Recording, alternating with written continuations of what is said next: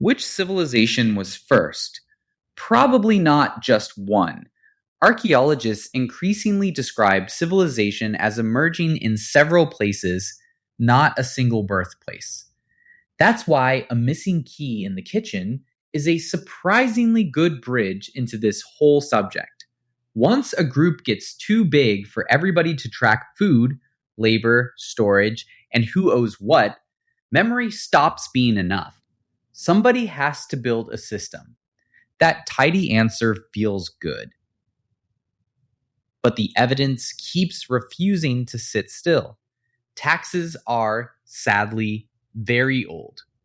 The part that catches people off guard is that there probably isn't one single first civilization. For many historians, Sumerian Mesopotamia is still the leading candidate for the earliest urban, literate civilization. If you look at southern Mesopotamia, you're staring at places like Uruk around 4000 to 3000 BCE, where cities, writing, temples, and administration are tightening together. Egypt is organizing along the Nile in the same broad window, and the Indus region is moving toward its own urban world not long after. That matters because it means we're not hunting for one magic birthplace. We're watching several human societies solve the same problem in different places almost at the same time. And that's where it gets stranger, in the best way. In Peru, Caral Supe was building large ceremonial centers by roughly 3500 BCE. And in Mesoamerica, the Olmec would later become one of the earliest complex societies in that region. So imagine watching this from above and expecting one clean line of progress, one origin, one march outward.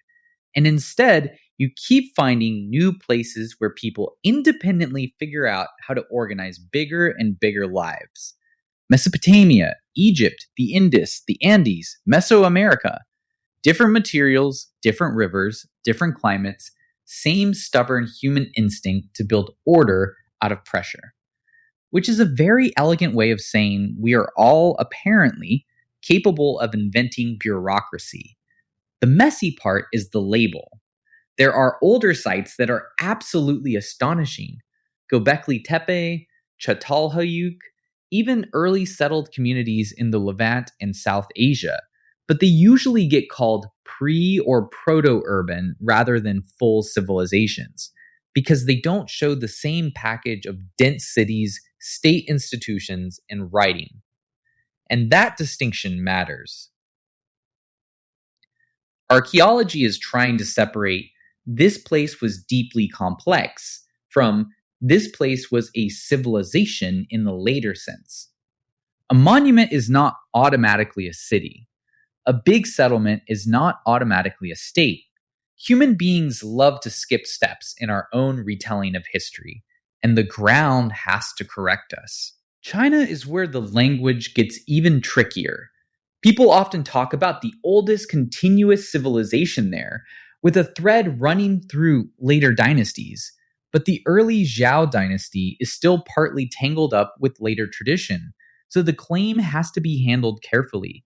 And the phrase oldest civilization changes shape depending on whether you're measuring writing, cities, state power, or continuity. Ancient history stops feeling distant. It starts feeling familiar.